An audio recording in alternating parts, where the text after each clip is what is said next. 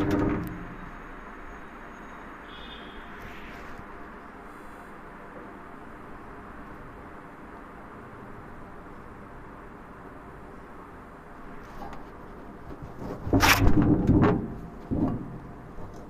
बच्चों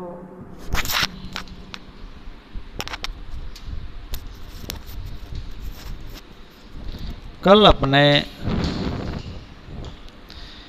ऊड़ा आड़ा के बारे में पहली पंक्ति पढ़ी थी। कल आपको मैंने बताया था हिंदी भाषा की तरह ये भी एक पंजाबी भाषा है जो पंजाब में और अन्य कई प्रांतों में भी बोली जाती है। ये पंजाब की मुख्य बोली है। तो अपने धर्म सहिष्णु देश है, पंजाबी लोग भी अपने राज्य में आते रहते हैं, अपने देश में आते हैं, अपने भी वहाँ जाते हैं। तो अपने को हिंदी बोली के साथ साथ पंजाबी सीखना भी अनिवार्य है। तो कल अपने पंजाबी भाषा के बारे में चर्चा की थी और पहली पंक्ति आपको मैंने लिखनी बताई थी। तो इसका पहली जो मुख्य टोली जिसको बोलते हैं ऊड़ा एड़ा ईड़ी सस्सा ते हाहा, और आपको लिखना भी बताया गया था कि ऊड़ा शब्द है वो हिंदी अंक 3 लिख करके और इसको ऊपर उठा करके लिखा जाता है।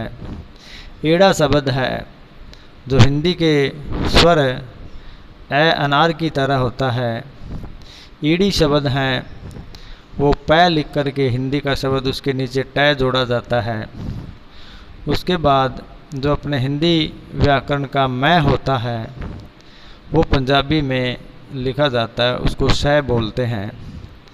और जो है शब्द है हाहा जिसको पंजाबी में कहते हैं वो अपने अंग्रेजी वर्ड जे की तरह होता है। तो अपनी पहली पंक्ति ऊड़ा एड़ा ईड़ी सस्सा ते हाहा ये आपको कल दिया गया था, तो सभी बच्चों के समझ में आ गया होगा। आज अपने दूसरी पंक्ति के बारे में जानकारी प्राप्त करेंगे, इसको क्या बोलते हैं और किस तरह से लिखा जाता है। तो जैसे अपने हिंदी व्याकरण में क ख ग घ अड़ा बोलते हैं, इसी तरह बस इसमें थोड़ा सा डिफरेंस करते हुए अपने इसको बोलना है। जैसे कै से कक्का, ख से खक्खा, ग से गग्गा, घ से घग्गा और ड से डाड़ा। तो कक्का खक्खा गग्गा कग्गा और राड़ा। अब इनको लिखना कैसे हैं। जो कक्का शब्द हैं वो हिंदी भाषा में अपने व्यंजनों में स्वर व्यंजनों में र रथ की तरह लिखा जाता है। खक्खा शब्द हैं वो अपने हिंदी में यह लिखते हैं, उसकी अधो लाइन हटा के बीच में से उसको पैड चेर के लिखना है। गै शब्द हैं वो बिल्कुल जो अपने व्यंजन है हिंदी भाषा का उसी तरह से ये गै शब्द हैं। घ शब्द भी लगभग उससे मिलता जुलता है। और अड़य शब्द हैं वो हिंदी के अपने टै को उल्टा करके लिखना है और नीचे एक डंडी जोड़नी है। तो ये बन जाएगा कक्का खक्का गग्गा कग्गा और डाड़ा। आपको इन दोनों शब्दों को पुनः अभ्यास करते हुए दोनों पंक्तियों को ऊड़ा एड़ा वाली लाइन को कल से आगे नए पेज में 5 बार लिखना है।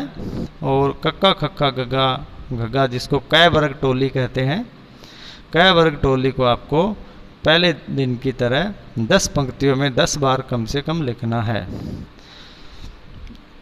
तो इस तरह से आपकी दूसरी पंक्ति जिसको कै वर्ग और मुख्य टोली है 2 पंक्तियाँ आपकी तैयार हो जाएगी। तो आपको इसको बोल बोल करके और बार बार जितनी बार लिखो 10 बार 5 बार आपको हर बार बोल के लिखेंगे।